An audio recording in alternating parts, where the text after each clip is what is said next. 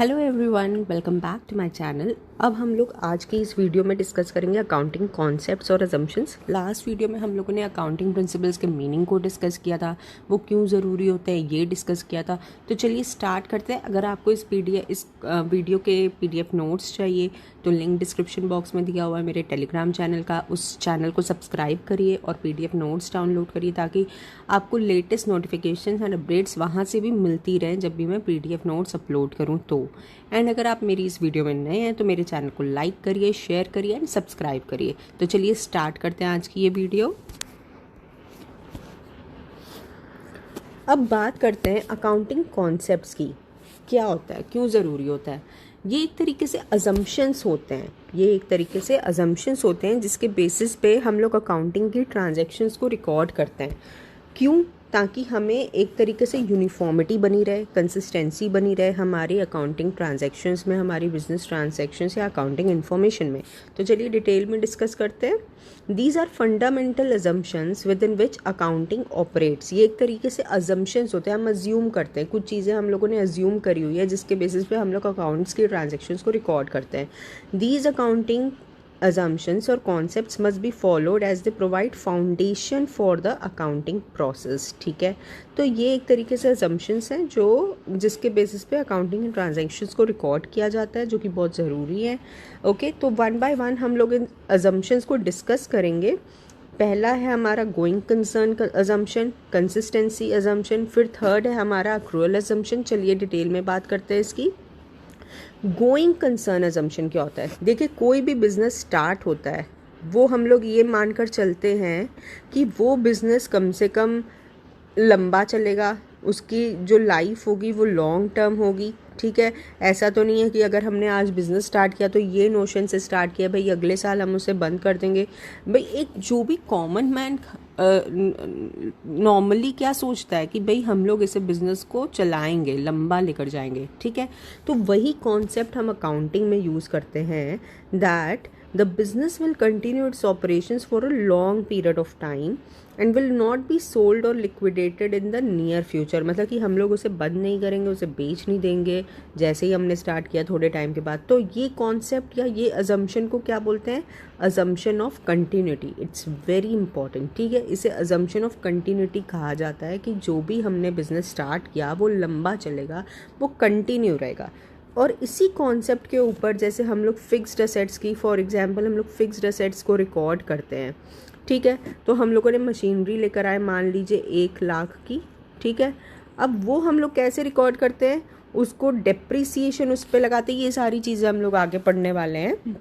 Depreciation लगाते हैं, मान लीजिए उसका 10,000 डेप्रीसिएशन हुआ, फिर उसको हम लोग असेट्स में रिकॉर्ड करते हैं। तो जिससे हमें पता चलता है कि ये यूज़फुल लाइफ है असेट की, मतलब ये असेट अभी आगे चलने वाला है। दैट मीन्स कि हम लोग ये बिलीव कर रहे हैं कि बिजनेस हमारा चलने वाला है आगे। So it's a going concern assumption. अब नेक्स्ट पॉइंट डिस्कस करते हैं। Next point is consistency concept. ये भी हम लोगों ने पहले भी डिस्कस किया था। कंसिस्टेंसी मतलब कि जो भी हम लोग बिजनेस ट्रांजैक्शंस को रिकॉर्ड कर रहे हैं, उसमें जो भी हम लोगों ने मेथड्स यूज़ किए हैं, जो भी हम लोगों ने प्रोसीजर्स यूज़ किए हैं, वो सेम होने चाहिए। क्यों?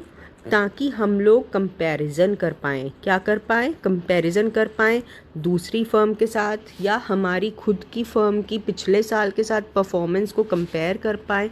तो इसलिए कंसिस्टेंसी होना बहुत ज़रूरी है, या जो भी हम मेथड्स फॉलो कर रहे हैं या प्रोसीजर फॉलो कर रहे हैं। So as the financial statements are use for making various interfirm and intra firm comparisons, it is necessary that the accounting policies and practices while preparing those financial statements are uniform and consistent। ठीक है, uniform होना चाहिए, consistent होना चाहिए। इतना I hope आपको clear हुआ होगा। तो नेक्स्ट पॉइंट है हमारा अक्रूअल कॉन्सेप्ट। अक्रूअल कॉन्सेप्ट में क्या होता है कि जो भी हमारे रेवेन्यूज़ हैं या जो भी हमारे एक्सपेंसेस हैं, ये हमें उसी टाइम रिकॉर्ड कर लेने हैं जब वो हुआ। मान लीजिए फॉर एग्जांपल आपकी लाइट्स की दुकान है, वही एग्जांपल हम लोग कंटिन्यू करेंगे। लाइट्स की दुकान है, आज आपके पास ऑर्डर आया 10,000 की लाइट्स बेचने का।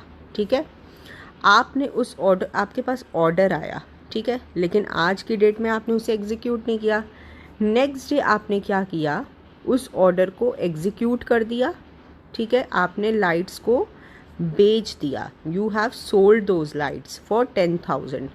लेकिन the thing is that you have not received the payment, आपको उस दिन पेमेंट नहीं मिली है, you will receive the payment after 15 days, ठीक है, या से 1 मंथ।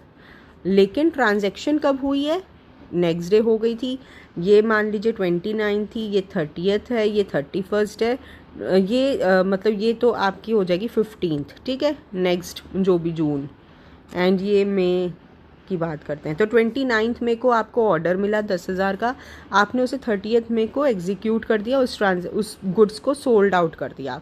लेकिन आपको जो पेमेंट मिलने वाली है वो 15 दिन के बाद मिलने वाली है। लेकिन हम लोग इस ट्रांजैक्शन को रिकॉर्ड कब करेंगे, 30th मई को, ना कि उस दिन जिस दिन आपको ऑर्डर मिला, ना कि उस दिन जिस दिन आपको पेमेंट मिलने वाली है, जबकि उस दिन जिस दिन आपने वो गुड्स बेच दिए, ठीक है, वो ट्रांजैक्शन एग्जीक्यूट हो गई।